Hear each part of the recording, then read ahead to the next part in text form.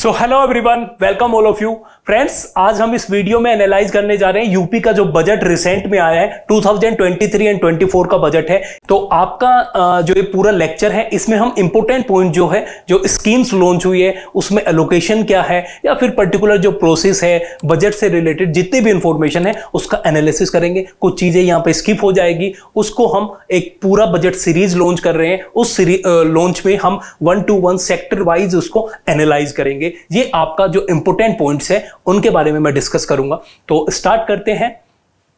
First जो information है, आपको पता है कि अगर किसी स्टेट का जो बजट है वो पेश किया जाता है तो उस बजट को पेश करने से पहले किसकी अनुमति लेनी पड़ती है? ये लेनी पड़ती है आपके गवर्नर की अनुमति। और अगर मैं कॉन्स्टिट्यूशनल प्रोविजन की बात करूं कि स्टेट का जो बजट आपका पेश किया जाता है संविधान के किस आर्टिकल में है, तो ये आपका आर्टिकल है 202 और यहां पे इसको बोला जाता है एनुअल फाइनेंशियल स्टेटमेंट।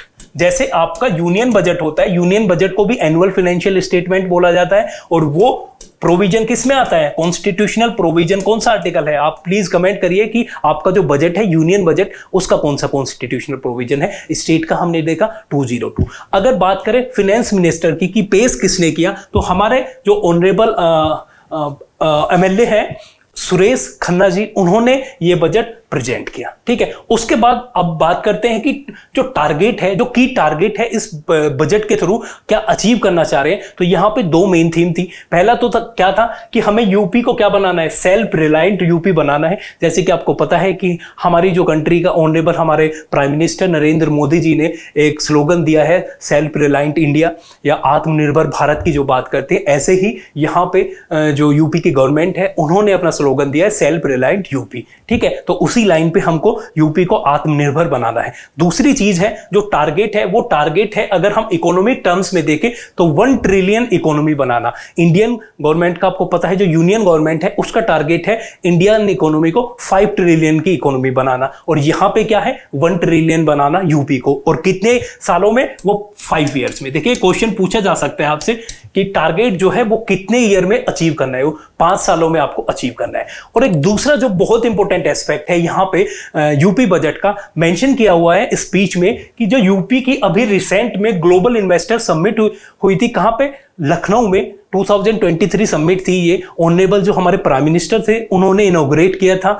और ये जो पर्टिकुलर आपकी समिट थी इसमें यहां पे क्या हुआ? स्टेट ने अराउंड 19,000 एमओयू साइन किए। देखिए ये इंफॉर्मेशन है बजट की बहुत इंपॉर्टेंट। कितने हजार MOU memorandum of understanding sign किए? ये आपके 19,000 किए। ठीक है, और यहां पर जो टोटल इन्वेस्टमेंट है वो कितना अट्रैक्ट कर रहे हैं? अराउंड 33.50 लाख करोड़। ठीक है, 33.5 लाख करोड़ का टोटल जो है यहाँ पे इन्वेस्टमेंट को वो क्या कर रहे हैं? अट्रैक्ट कर रहे हैं। तो ये बहुत इंपॉर्टेंट इंफॉर्मेशन है। अब नेक्स्ट हम चलते हैं बजट की बाकी पॉइंट्स को देख लेते हैं। ठीक है, तो ये सिंपल इंफॉर्मेशन स्टार्टिंग का। तो फिर अब चलते हैं जीडीपी के बारे में, जीडीपी और अनएम्प्लॉयमेंट रेट। ठीक है, तो अगर जीडीपी की बात करें टोटल, पहले हम ग्रोथ रेट देखते हैं। ग्रोथ रेट जो आपका लास्ट ईयर की थी वो थी 16.8। ठीक है, जो लास्ट ईयर था उसका जो ग्रोथ रेट आया है, रिवाइज्ड ग्रोथ रेट जिसको हम बोलेंगे, वो है आपका 16.8%। अगर हम बात करें एस्टिमेट की, नेक्स्ट ईयर का जो कमिंग ईयर है उसके एस्टिमेट की बात करें तो वो आपका है 19%।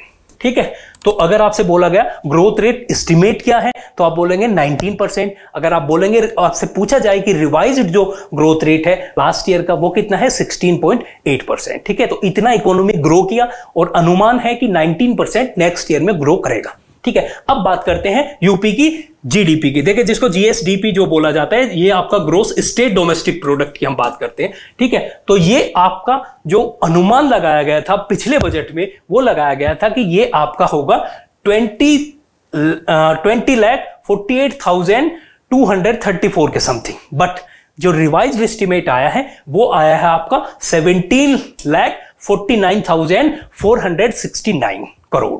ठीक है। और ये जो है अराउंड 8% ऑफ इंडिया की जीडीपी, जैसे आपकी यूपी की जीएसडीपी है वो कितने परसेंट है इंडिया के, वो अराउंड आपकी 8%, यहां पे आप देख सकते हैं अराउंड कितना है 8% है, ठीक है। ये क्वेश्चन भी एग्जामिनेशन में आ सकता है कि कितने परसेंट जो है यूपी की जीडीपी इंडिया की जीडीपी का कितनेवा हिस्सा, कितनेवा परसेंटेज में, आप ये तो आपसे फ्रैक्शन में पूछ लेंगे या फिर जनरली परसेंटेज में आपसे पूछा जाता है क्वेश्चन। अब बात करते हैं अनएम्प्लॉयमेंट रेट की। देखिए बजट की स्पीच में सिंपली जो गवर्नमेंट की, आपको पता है कि अगर बजट की बात की जाती है तो एक विजन होता है, दूसरा अचीवमेंट होती है। तो यहां पे बजट में बोला गया है कि हमारी गवर्नमेंट ने अनएम्प्लॉयमेंट रेट जो है, जो बेरोजगारी दर है, उसको कम करने में बहुत ही इंपॉर्टेंट काम किया है। और यहां पे पहले अगर 2017 की बात की जाए, जब से बीजेपी गवर्नमेंट पावर में आई, तो उस टाइम पे जो आपकी ग्रोथ रेट थी वो जो अनएम्प्लॉयमेंट रेट थी वो 14.4% थी, ठीक है। बट अब हमारी सरकार ने उसको नीचे लाने का काम किया है, उसको 4.2% पे लाके खड़ा कर,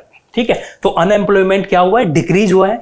according to the budget the unemployment rate has been decrease from 14.4% to 4.2%, ठीक है। 14.4% से लेके प्रतिशत से लेके आपका 4.2% तक आपका ग्रोथ रेट, जो अनएम्प्लॉयमेंट रेट है वो आ चुका है।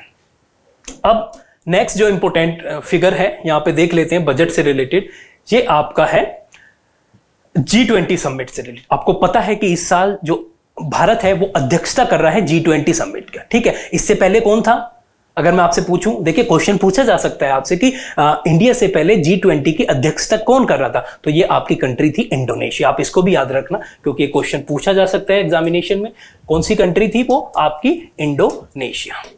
अभी 2023 के लिए कौन है, इंडिया है। और इंडिया ने इसके एक थीम और लोगो यहां पे G20 का दिया है। इस लोगो को भी आप याद रखना, ये भी एग्जामिनेशन में पूछा जा सकता है कि इसकी पर्टिकुलर थीम थी क्या। तो आप थीम देख सकते हैं, one earth one family one future, ठीक है। वासुदेव कुटुंबकम। देखिए इंडिया की अगर फॉरेन पॉलिसी की भी बात करते हैं तो इंडिया हमेशा क्या करता है, हर कंट्री को रेस्पेक्टली ट्रीट करता है और पूरे जो दुनिया है उसको एक परिवार की तरह मानता है। ये इंडिया की सिंपल फॉरेन पॉलिसी का एस्पेक्ट है, इंडिया के ट्रेडिशन में है, उसके कल्चर में है। वही यहाँ पे थीम है, one earth one family one future, ठीक है। बहुत सारी चीजें इस पर्टिकुलर थीम के अंदर आती है। देखिए वो आगे हम डिस्कस करेंगे इस थीम को, जब अलग से मैं डिस्कस करूंगा G20 को। बट यहां पे जो इंपॉर्टेंट है, यूपी के बजट में बताया गया है कि जो G20 की डिफरेंट मीटिंग्स होगी, ठीक है, उनमें से 11 मीटिंग यूपी होस्ट करेगा। और वे कहां कहां पे होगी, तो ये 4 इंपॉर्टेंट प्लेस आपको याद रखना है। पहला आपका आगरा, यहां पे आप देख सकते हैं आगरा, वाराणसी और ग्रेटर नोएडा, लखनऊ, ठीक है। लखनऊ कैपिटल आपको पता है इंपॉर्टेंट सिटी है। ग्रेटर नोएडा और वाराणसी और आगरा, ये 4 सिटी होस्ट करेगी आपकी G20 की कुछ मीटिंग्स। वो कितनी मीटिंग होगी, 11 मीटिंग्स। ये आपका बजट में इंफॉर्मेशन है, ठीक है। तो इंपॉर्टेंट है आपके एग्जाम पॉइंट ऑफ व्यू से। अब नेक्स्ट हम चलते हैं, जो आपका बजट का इंपॉर्टेंट इंफॉर्मेशन है। अब देखते हैं यूपी नंबर 1। देखिए बहुत इंपॉर्टेंट इंफॉर्मेशन है और मेरे हिसाब से इस बार के एग्जामिनेशन में प्रीलिम्स में 1-2 क्वेश्चन यहां से आ सकता है कि यूपी किस पर्टिकुलर सेक्टर में, किस पर्टिकुलर या प्रोडक्शन की हम बात करें कहीं पे भी, या फूड प्रोडक्शन की बात करें, या पर्टिकुलर क्रॉप की बात करें, या किसी और बाकी स्कीम की बात करें, कहां पे यूपी नंबर 1 है। देखिए जो यूपी की सरकार है प्रेजेंट, वो यूपी को नंबर 1 बनाने के लिए हर टाइप की स्कीम लेके आ रही है, हर टाइप के प्रयत्न कर रही है। और यहां पे बजट में कुछ इंपॉर्टेंट इंफॉर्मेशन दी गई है। बताया गया है कि अगर हम दुग्ध उत्पादन की बात करें, अगर हम मिल्क प्रोडक्शन की बात करें, शुगर केन और यहां पे जो चीनी आपकी शुगर और शुगर केन प्रोडक्शन की बात करें, और हम अगर एथेनॉल की बात करें, तो सब में यूपी का नंबर 1 स्थान है। आप देख रहे हैं यहाँ पे जो 4 मैंने अलग से ये फैक्ट दिए हैं कि यहाँ पे मिल्क प्रोडक्शन की बात करें, शुगर केन प्रोडक्शन की बात करें, शुगर प्रोडक्शन की बात करें, एथेनॉल प्रोडक्शन की बात करें, सब में यूपी का पहला स्थान है, ठीक है। दूसरा कि आपको पता है कि डीबीटी जो डायरेक्ट बेनिफिट ट्रांसफर है किसानों को किया जाता है, उसमें भी डीबीटी जो सबसे ज्यादा जिस राज्य ने किया है उसका नाम उत्तर प्रदेश है, ठीक है। तो डीबीटी में, और 4 मैंने आपको बताया, यहां पे फर्स्ट नंबर पे आपके यूपी आते हैं। फिर अगर फर्स्ट की बात करते हैं तो यहां पे आपको इंफॉर्मेशन देखिए, प्रथम राज्य है यूपी किसमें, आपका जो कौशल विकास नीति है, ठीक है। मैं आपको बता दूं, देखिए एक छोटा इंफॉर्मेशन यहां पे आप देख लीजिए, क्योंकि ये पर्टिकुलर स्कीम आ जाती है आपकी प्रधानमंत्री कौशल विकास योजना। ये पर्टिकुलर जो स्कीम थी आपकी लॉन्च की गई थी 2015 में, और यहां पे आई थिंक 15 जुलाई 2015 ये था। तो ये जो पर्टिकुलर स्कीम लॉन्च की गई थी, इस स्कीम में क्या किया जाता है कि जो यहाँ पे इंडिया में जो वर्कर हैं उनको क्या दिया जाएगा, उनको अनस्किल्ड जो वर्कर हैं उनको ट्रेनिंग प्रोवाइड की जाएगी, और अगर कोई वर्कर जिनका उनको पहले कोई स्किल आती हो, प्रायर कोई एक्सपीरियंस हो, उनको एक सर्टिफिकेट दिया जाता है जिसको हम बोलते हैं RPL, recognition of prior learning. ठीक है, ये बहुत इंपॉर्टेंट स्कीम है, यूपीएससी एक बार पूछ भी चुका है, तो स्कीम आ भी सकती है कि किस पर्टिकुलर ईयर में है। अभी अगर हम बात करें तो ये स्कीम का कौन सा फेज है, ये है आपका 4.0 चल रहा है, 2000 अगर 23-4 की हम बात करें। ठीक है, तो ये पर्टिकुलर स्कीम में भी क्या है, आपका सबसे नंबर 1 स्टेट जो है वो आपका उत्तर प्रदेश है। दूसरा यहां पे अगर आप इंफॉर्मेशन देखें, ये इंफॉर्मेशन है आपकी अटल पेंशन योजना। तो अटल पेंशन योजना में भी जो रजिस्ट्रेशन सबसे ज्यादा हुए हैं वो कहां पे हुए हैं, वो आपके यूपी में हुए हैं। तो अटल पेंशन की भी हम बात कर लेते हैं। अटल पेंशन योजना की अगर मैं एलिजिबिलिटी की बात करूं तो ये पर्टिकुलरली आपकी 18 to 40 ईयर्स के लोग इसमें एलिजिबल होते हैं। ठीक है, और यहां पर क्या होता है, अटल पेंशन योजना में जब आपकी एज 60 हो जाएगी तो आपको एक पेंशन प्रोवाइड होगी, और वो पेंशन 1000 से लेके 5000 के बीच में रहेगी।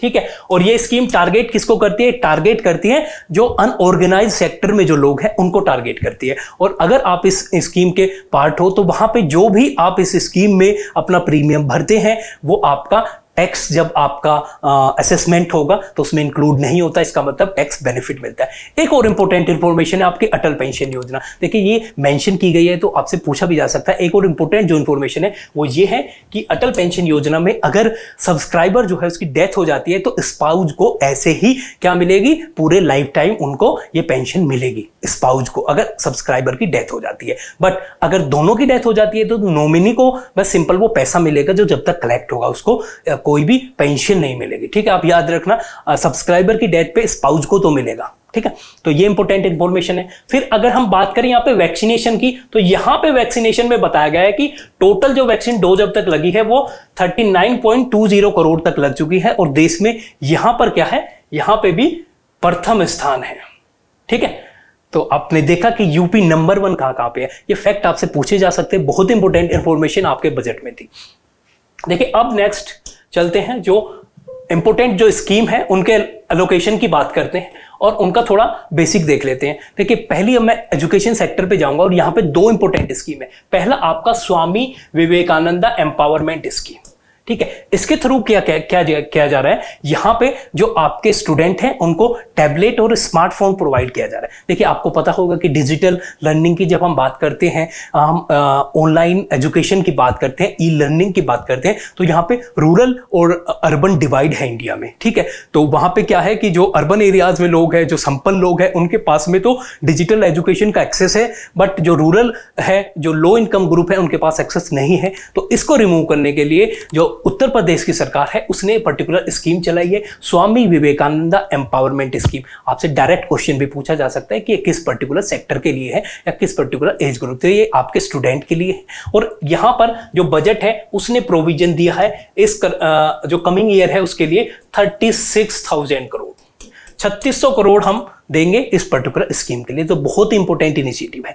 दूसरा आपका है ऑपरेशन कायाकल्प।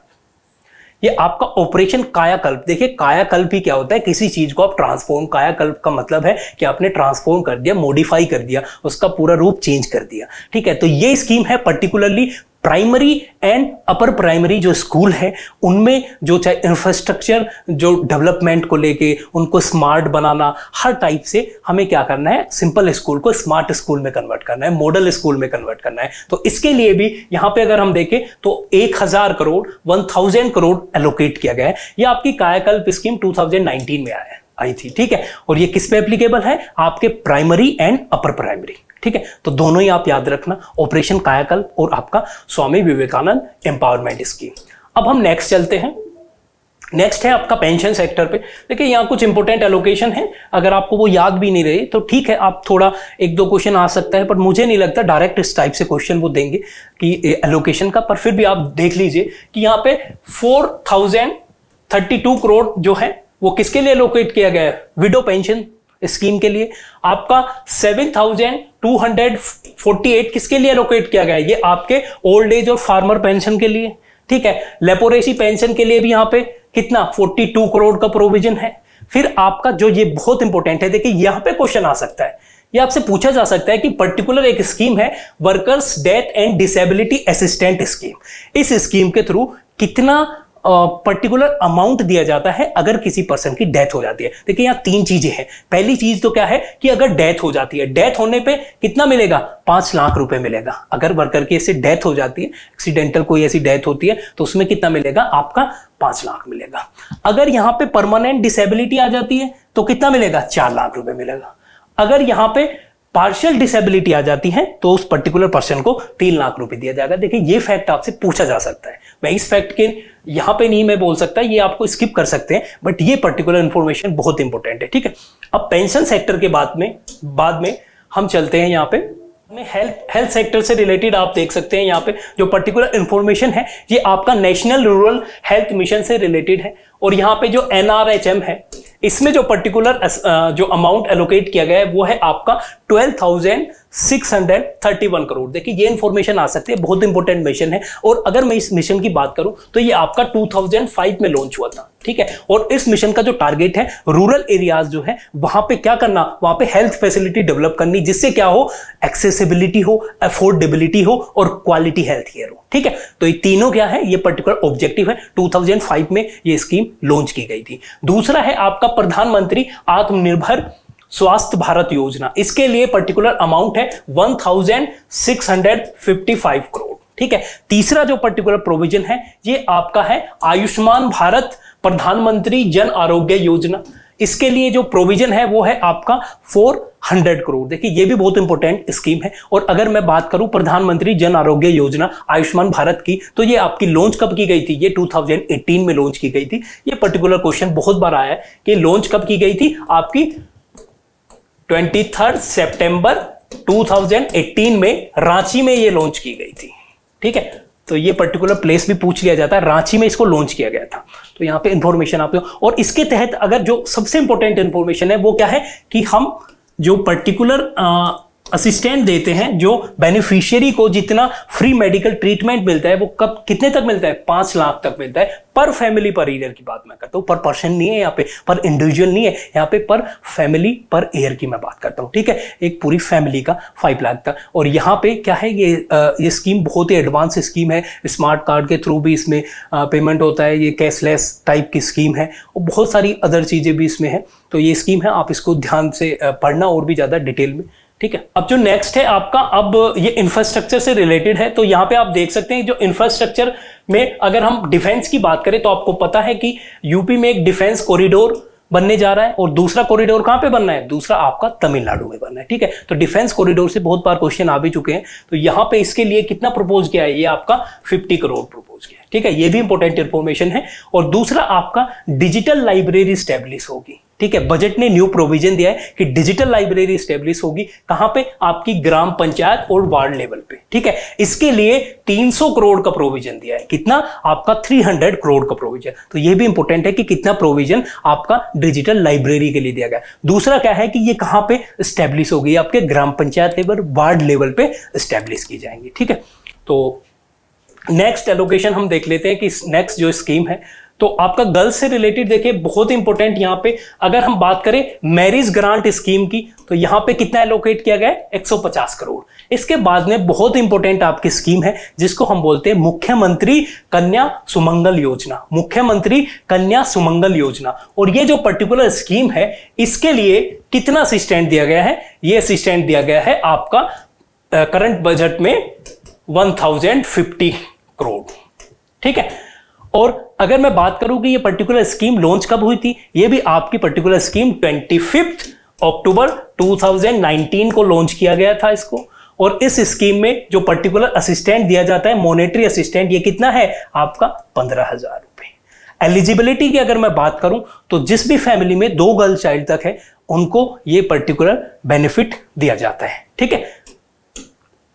और इसका टारगेट आपको पता ही है कि जब आप इस टाइप की कोई असिस्टेंट दे रहे हैं जहां पे गर्ल चाइल्ड है, तो आप क्या कर रहे हैं, हेल्थ, एजुकेशन, ये सारी चीजें प्रमोट कर रहे हैं, जो लोगों का माइंडसेट है उसको चेंज करने का ट्राई कर रहे हैं। ठीक है, तो ये पर्टिकुलर एम होगा। बहुत इंपॉर्टेंट स्कीम है, आपसे पूछी जा सकती है प्रीलिम्स में भी और मेंस एग्जामिनेशन में भी, और या फिर इंटरव्यू में भी आपसे पूछी जा सकती है। ठीक है, अगर हम नेक्स्ट स्कीम की बात करें तो ये फार्मर से रिलेटेड जो पर्टिकुलर आप देख सकते हैं, तो यहां पे एक इनोवेटिव प्रोग्राम यहां पे लॉन्च किया गया है जिसका नाम है द मिलियन फार्मर्स स्कूल। ठीक है, ये ऑर्गेनाइज किया जा रहा है, और ये ऑर्गेनाइज किसके लिए किया जा रहा है कि हम जो लेटेस्ट टेक्नोलॉजी है एग्रीकल्चर से रिलेटेड, उन सब चीजों को फार्मर्स को अवगत कराया जाए। ठीक है, वो टेक्नोलॉजी क्या है, और यहां पे जो बजट में प्रपोजल है कि हम क्या करेंगे, हम 17,000 किसान पाठशाला को ऑर्गेनाइज करेंगे कमिंग ईयर में 2023-24 में। ठीक है, ये पर्टिकुलर प्रोग्राम क्या करेगा, जो फार्मर्स हैं उनको अवेयर कराएगा न्यूअर जो टेक्नोलॉजी आई है एग्रीकल्चर सेक्टर में। ठीक है, दूसरा अगर फार्मर्स से रिलेटेड है तो या फिर एग्रीकल्चर सेक्टर से रिलेटेड है, तो आप देख सकते हैं कि जो हमारा शुगर केन प्रोडक्टिविटी है वो इंक्रीज हो गई है। वो इंक्रीज कितना हुआ है, वो इंक्रीज हुआ है आपका 1,0875 टन पर हेक्टेयर। ठीक है, तो अगर आपसे पूछ सकते हैं कि शुगर केन, आपको पता है कि शुगर केन में अब नंबर 1 कौन है, आपका यूपी नंबर 1 है, शुगर प्रोडक्शन में भी यूपी नंबर 1 है, तो यहां पे पर्टिकुलर जो प्रोडक्टिविटी में इंक्रीज हुआ है वो कितना हुआ है, तो यहां पे आप इंफॉर्मेशन ले सकते हैं। ठीक है, अब नेक्स्ट चलते हैं, जो लास्ट है टूरिज्म सेक्टर। देखिए, इसके बाद में हमारा एमसीक्यू बेस्ड सीरीज आएगी, उसमें हम 1 बाय 1 जितना भी इंपोर्टेंट सेक्टर है सबका एक एक जो आपका फैक्ट है उसको एनालाइज करेंगे, जो भी इंपॉर्टेंट रहेगा उसका रिवीजन सीरीज भी निकालेंगे, तो टोटल इंफॉर्मेशन आपको मिलेगी। ये जो पर्टिकुलर आपका वीडियो है, ये है जो इंपॉर्टेंट अनाउंसमेंट है या बजट से रिलेटेड इंपॉर्टेंट इंफॉर्मेशन है। ठीक है, तो अगर हम यहाँ पे बात करते हैं टूरिज्म सेक्टर की, तो यहाँ पे टूरिज्म सेक्टर में जो टारगेट रखा गया है वो है आपका कि हमें इन्वेस्टमेंट 10 लाख करोड़ का इन्वेस्टमेंट अट्रैक्ट करना है। उसी के साथ टूरिज्म सेक्टर में हमें क्या करना है, अगले 5 सालों में 20,000 जॉब्स क्रिएट करनी है। ठीक है, जो कि आपको पता है कि यूपी की टूरिज्म पॉलिसी कब आई थी, 2022 में आई थी, तो इसके अंतर्गत हमें ये पर्टिकुलर काम करना है। सो प्लीज ये एक रिक्वेस्ट है कि अगर आपको अच्छा लगे सेशन तो आप अपने कमेंट भी दीजिए। उसके साथ ही हम यूपी स्पेशल भी जो आपका एग्जामिनेशन आ रहा है 14 मई को 2023 का जो एग्जामिनेशन है उससे रिलेटेड यूपी स्पेशल की सीरीज चलाएंगे। एज ए सेलेक्टेड कैंडिडेट मैं आप सब लोगों को यही एडवाइस करूंगा कि आप प्लीज जितना भी इंफॉर्मेशन आए, चाहे वो बजट से रिलेटेड हो या फिर पर्टिकुलर यूपी स्पेशल, उसको भी आप इस बार ध्यान में रखना, क्योंकि हो सकता है कि इस बार यूपी स्पेशल के काफी क्वेश्चन आए, क्योंकि आपको पता है कि वैकल्पिक विषय हट गया है, और उसको हट जाने से क्या है कि यूपी स्पेशल आएगा मेंस में भी, तो प्रीलिम्स में भी उसका इंपैक्ट हो सकता है। मैं 100% नहीं कह रहा हूं कि ये पर्टिकुलर क्वेश्चन आएंगे, बट मुझे ऐसा लगता है कि यूपी बेस्ड कुछ क्वेश्चन बढ़ सकते हैं। तो सभी एस्पिरेंट जो यूपी से है या फिर यूपी के जो आउटसाइडर है उनको भी मैं ये कहना चाहूंगा कि आप यूपी बेस्ड क्वेश्चनों पे फोकस करें। ठीक है, और हम भी जितना हो सकेगा एज ए सेलेक्टेड कैंडिडेट, मैं आपको बार बार इसलिए बोल रहा हूं क्योंकि कुछ एक्सपीरियंस है मेरा, कई बार मैंने प्रीलिम्स और फाइनल भी एग्जामिनेशन निकाला हुआ है, 2 बार इंटरव्यू में भी गया हूं, तो उस सब एक्सपीरियंस से मैं आपको अच्छे से अच्छा मटेरियल दूंगा, जो कि आपको बिना किसी लाग लपेट के कि आपको मैं बहुत ऐसी इंफॉर्मेशन दे दूं, हर चीज आपको प्रोवाइड कर दूं, नहीं, जो आपकी इंपॉर्टेंट इंफॉर्मेशन होगी वही मैं प्रोवाइड आपको करूंगा। ठीक है, so thank you so much.